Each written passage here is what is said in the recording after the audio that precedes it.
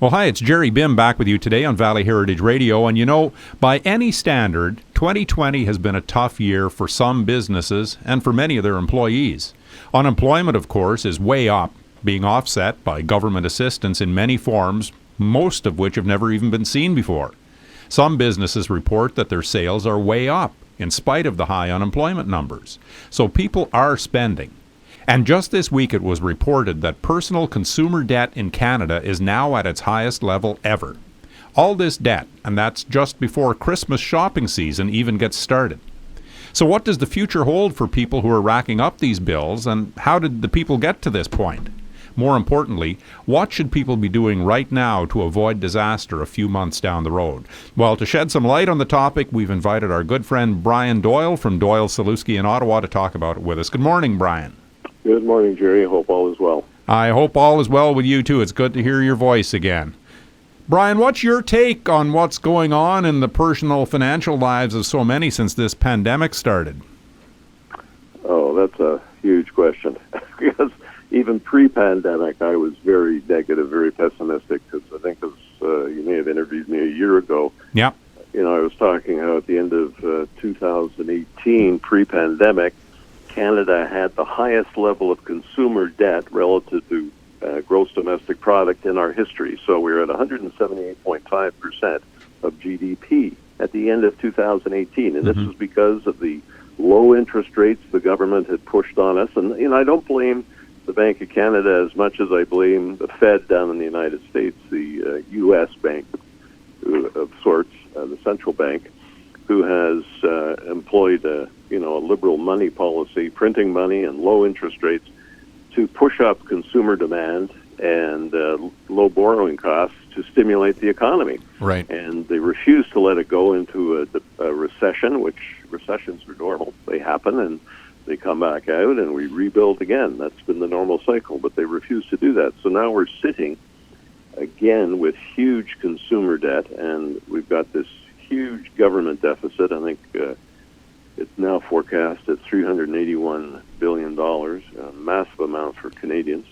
And it's going to be very tough in the future, and very tough on our children and grandchildren, because someone's got to pay this back, although there's some undercurrents of maybe there'll be forgiveness or whatever, or negative interest rates. But somebody's got to get real creative out there. You were telling me though that in spite of all this that's going on, actual bankruptcies in 2020 are down.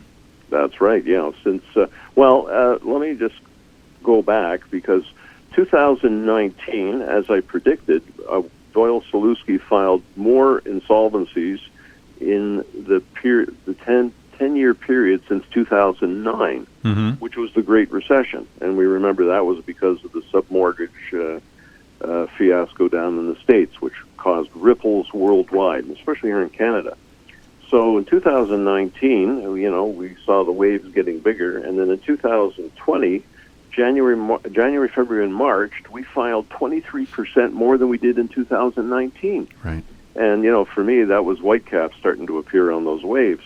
And then we hit the COVID, and then things just fell off in terms of filings because we had free money. So is the free money just kicking the can a little further down the road? Absolutely. And what's worse is we have more people than ever who are unemployed, especially in the hospitality, travel, and related industries.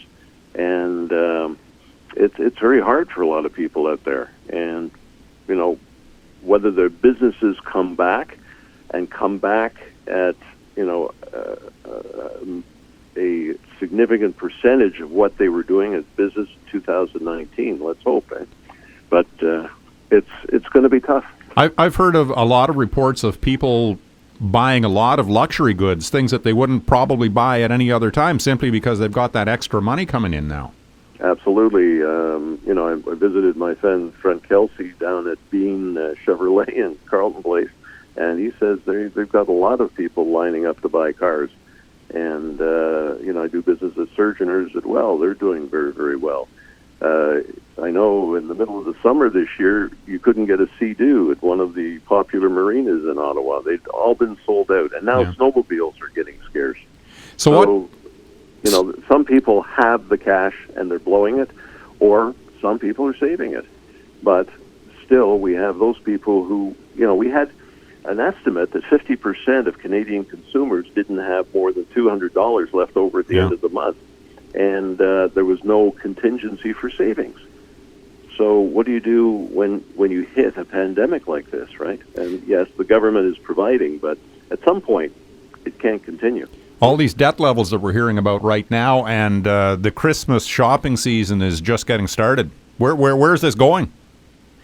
Well, I think some people are going to be overspending on Christmas this year, but a lot of people are going to be frugal, and there's going to be less festivities. There'll hopefully be less spending on alcohol and related activities. So, there's a bit of saving, and there's a little overspending. So it depends who you are, and it's, we're in what's called a K-shaped recovery. So there's a certain faction in the economy that's doing very well right now, very well. But there is a substantial number of people who are not doing well and will continue to not do well unless we rebuild the industries that they're working in, particularly. It sounds like it's partly about discipline, I guess, at this point, discipline in your spending habits. But at what point does a person reach? At what point do you know when you've stretched yourself too far? When do I know that I need to come and see somebody like you?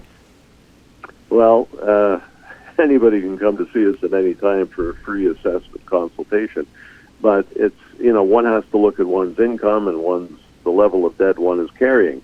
And the problem is that the way interest rates have been artificially lowered, people believe they can carry debt indefinitely, right, and it doesn't cost them much. Well, at some point, though, all that debt has to be paid back, and especially as you get older. And there's points in your life where you make some significant changes. You get married, you decide to have children, your children need support, they need support buying houses, you need to retire, you don't have any money set aside for retirement.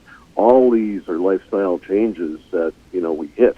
And sometimes we forget as we get a little older that these things are coming. Yeah. So everybody is different. In 30 seconds or less, Brian, what's your best advice at this time of year for people to not get into financial trouble? Well, frugality, of course, and be very wise with your money.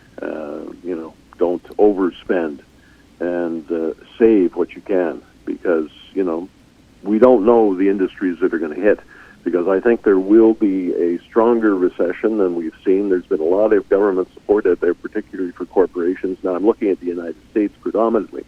But what affects the United States will affect Canadian businesses.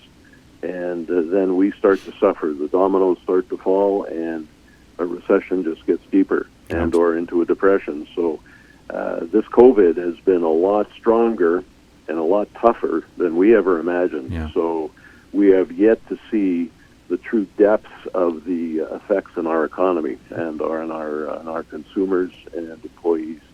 How do I get hold of you, Brian, if somebody finds themselves in debt just a little too far and they're starting to get worried, they want to get hold of you? What's the best way? Well, always at doylesalewski.ca in Ottawa and Eastern Ontario, 613-237-5555. In Gatineau, Western Quebec, 819-776-7777. Brian Doyle, thanks for joining me today, and all the best of the holiday season to you and everybody at Doyle Salewski. Thanks, Gerry, and all the best to you and everybody at Valley Heritage. All right, Brian, thank you very much. That's Brian Doyle of Doyle Salewski in Ottawa.